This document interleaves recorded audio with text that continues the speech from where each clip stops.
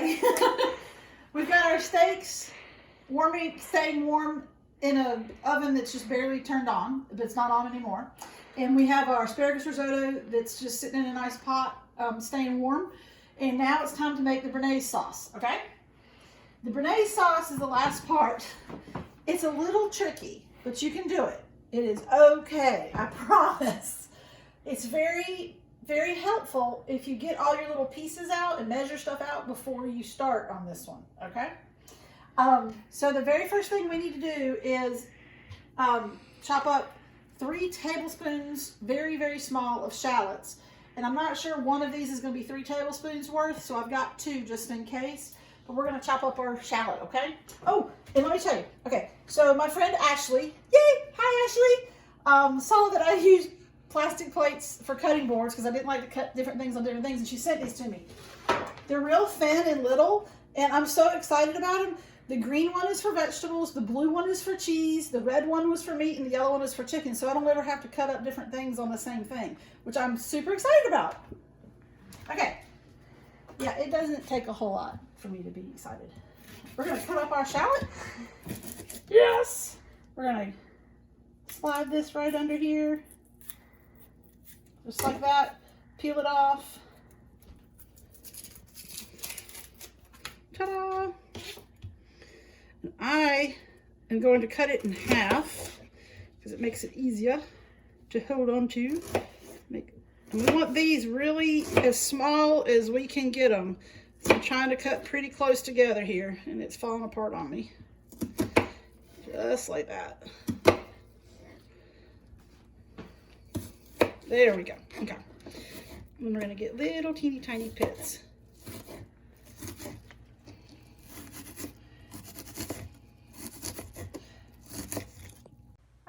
Okay, so this is my cookbook that I've made. I've handwritten out, all my recipes. But here's the Bearnaise sauce, because I know some people might need this written out. So here it is written out. Please do forgive any misspellings. This was something I just did for myself. So yeah, there might be some misspellings, but. Hi. Okay, so we've cut up all those shallots, and they were very slippery little suckers, so you gotta be careful with shallots. So what we're going to do is we're going to melt the 1 tablespoon of butter. I have it all right here. 1 tablespoon of butter in here. 3 tablespoons of champagne vinegar and salt and pepper. You want to melt your butter, and that's where we are. It's melted butter. We're going to put the shallots in, and you just want them coated, just like that. You just want to coat them. You want the salt and pepper in there. And once they're good and coated with the salt, pepper, and the butter, notice it's not sizzling, it's not super hot yet or anything. Do I have it all coated? Yeah, that's good. Then you add the champagne vinegar. You put that on in there. And I'm going to stir this and cook this for 3 to 4 minutes, and then turn down the heat for 5 more and cook it for 5 more minutes. At which point I will take it off the heat, put it in this little ramekin thingamabobber, and put it in the freezer or the refrigerator to cool it down while I'm doing the next parts. Okay? Oh, that's a big piece. I gotta cut that piece up. That's too big. Okay, so we've passed our 3 to 4 minutes, and so now I'm gonna turn it down to low, and we're gonna cook it an additional 5 minutes, and then wait for them to turn translucent. I forgot to say, stir it the whole time. Okay, guys, so it's been about 5 minutes, and you can come on over here and see how there's like no liquid left. Now we've had it on low, and it's basically just translucent little shallots. So I'm gonna pull these out, put them in here, and put them in the freezer. Okay, so the next several steps really need to be done in this order, or chaos ensues and there's tears involved in this recipe. There should not be tears in this recipe. There have been in the past.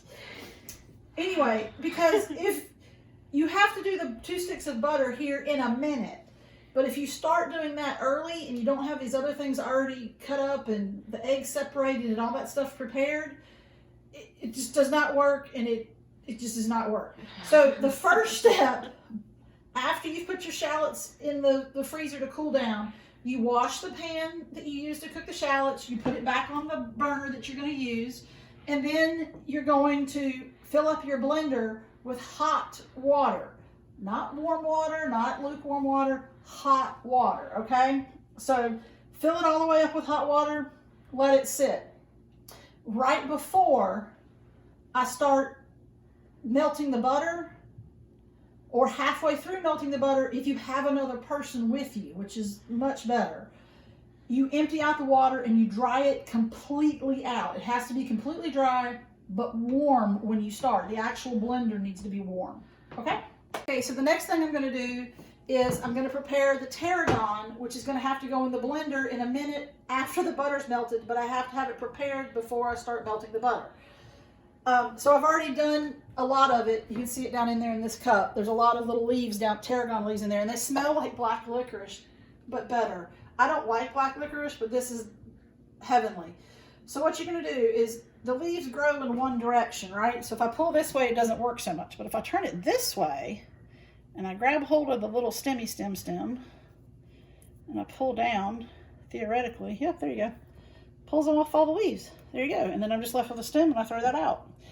Okay, so that's what you're going to do there. You're going to get all these, well, that worked just perfect. You're going to get all these little leaves down in here. All right. Try to get as few stems but as many leaves in as you can. Now, this has to be chopped up teeny, teeny, tiny. The best way I've learned how to do this is not on a cutting board with a knife. I do this if I need basil cut up, any kind of leafy thing in anything. Like when I make ziti and I have to cut up tons of parsley, I don't do it with a knife on a cutting board. I do it like this. I put it in a small plastic cup, get you some kitchen shears, and just cut away. And it goes quick, and it gets it really, really, really tiny and really easy, and it's contained.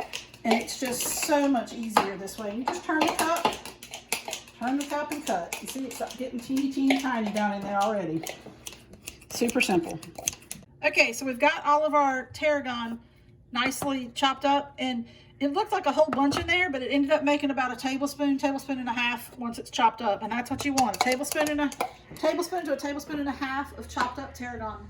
Really, really little. And that definitely is the easiest way to do it. It's already contained. So now we're ready for that. Now we're going to do the eggs.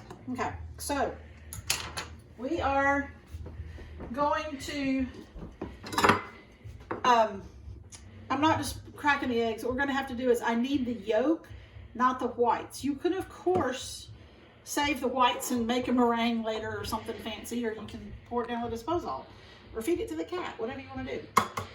But you're going to crack it and let the white go there. Pour the yolk back. Let some more whites come out. And just keep doing it until you get more and more of the white part out. So there's fancy like egg separator doohickeys, but I've never really prescribed to those myself. I don't do this often enough to need one of those. But you do definitely want to wash the outside of your eggshell if you do it the way I just did it, because it comes in contact with your food. So we have 2 egg yolks. We have our tablespoon to a tablespoon and a half of chopped up tarragon. We have 1 tablespoon of water and 1 tablespoon of lemon juice. We will start the butter process. The butter process is melting 2 whole sticks of butter. And once it becomes, I have to stir it while my hands are wet. Stir it while I'm doing this. Once it becomes kind of frothy is when you want to make your move. And when you want to make your move, you got to pour it into a cup like this. Is the easiest way to do it, but you don't have to have one of these. You pour it in here and it's going to separate. The milk whites are going to be in one part and the other part's going to be the other part. So when you pour it off, you're not going to have the milk whites come out, because you want to stop pouring when we go over here when it comes to the milk white part. So when you see me pouring with this, that's why I have a funny measuring cup. Okay, so I am in the process of melting the 2 sticks of butter, stirring constantly until they're frothy, and all melted, okay? And at the same time, I have a trusty assistant, since I didn't do it before, emptying the blender full of the hot water and drying it super duper good. Butter is melting because I didn't wait in time. We're gonna put in the lemon juice, the water, the 2 eggs, and tarragon? Nope. No, tarragon does not go in right now. It goes over here. It goes in later. So we put that in our warm dry blender and we get that going, and I'm still doing the butter. On slow.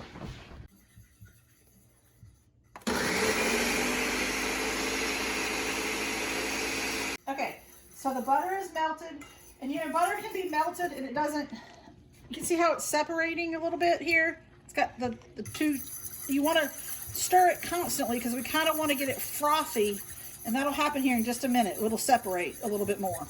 Okay, are you going? Okay, come in here. See how it's frothy? See how it's separated? All right, that's what you want it to look like, okay? And then we're just going to pour it right into here. All right, I'm gonna turn off our burner. We're gonna carry this over here, and you can see how it's separating where you got the milk solids on the top. Yeah, so that's that. So I'm gonna turn this on low. Whoop, I'm gonna turn this on low. And while it's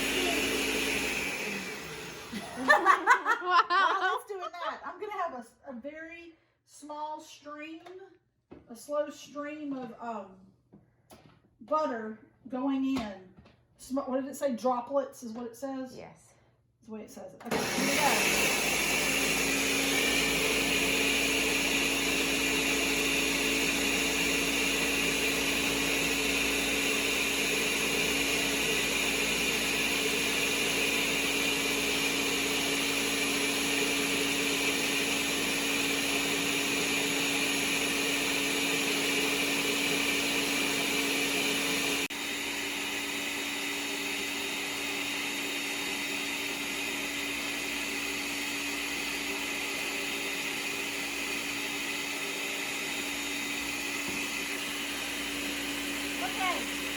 We're going to continue to blend this for 2 to 3 more minutes, okay? I put the towel over the top because it was splattering out everywhere. I forgot about that part.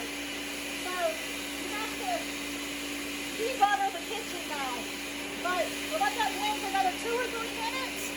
It'll be good. Okay, now we have this all made up. It's delicious on its own, but what really makes a good Bearnaise sauce is adding the shallot reduction and the tarragon. That's what really gives it its flavor that I just adore. So we're gonna pour this in our bowl. It's all thick and wonderful ooiness. Drip, drip, drip, drip, drip, drip, drip, drip, drip. Okay, I'm actually gonna take my spatula and try to get some more out of this. Hold on. Okay, so I am endeavoring to get every last little bit out of my blender because this stuff is so good. And I know we're making it to put on steaks, but you do not, this is not just for steaks. Bearnaise sauce goes on anything you want it to go on, and it is fantastic. It is definitely a little bit more technique sensitive, but it's really not hard if you stop and you prepare and you do the steps in order. It's not that hard, but it really looks good and it tastes amazing. Okay, so I am putting my shallots in now, my shallot reduction in. You want to fold this in. This does not get stirred really aggressively. You just kind of want it mixed nice and slowly and gently in there because it's a gentle little sauce. It's a fabulous sauce. It's wonderful. And then we're going to put in our tarragon just like that. Same thing, we're not going to beat this really hard or anything. We're just going to fold everything. Oh my gosh, it smells amazing. Oh, it smells really good, guys. Bearnaise is something that for a long time, I thought I could only get it when I went out to really expensive, ridiculously expensive restaurants. And knowing that I can make this on my own for not too much money is just the best. And then I don't have to pay for somebody else to make it, and I know it's made just like I want, and it's nice and clean, and it's fabulous. I hope you enjoy the Bearnaise. That's it. That's all you have to do is just fold this in, and now it's ready to pour over the top of whatever you want to pour it over the top of. It's fantastic. It's wonderful to know how to make, and you feel like a real chef. And I love you guys, and I hope you have a wonderful day. Mwah! Bye. Thank you so much, everybody, for listening. We have our whole meal, but I just really want to say thank you for watching this and letting me do this, because it's meant a whole lot to me. Seriously, I really like doing these. It's fun. I love it. Thank you. Anyway, we have our whole meal. We have our asparagus risotto, and we have our steak and cooked on our cast iron skillet and our Bearnaise sauce. It's just a wonderful meal, but you can do any part of it separately for something else. And make sure you watch the other videos, because I did a video for asparagus risotto, a video for steak, and a video for the Bearnaise sauce. So you can put them all three together and have a wonderful meal, or do one and do it however you want to. Have a wonderful day, and thank you again. I mean that. Thank you. Bye.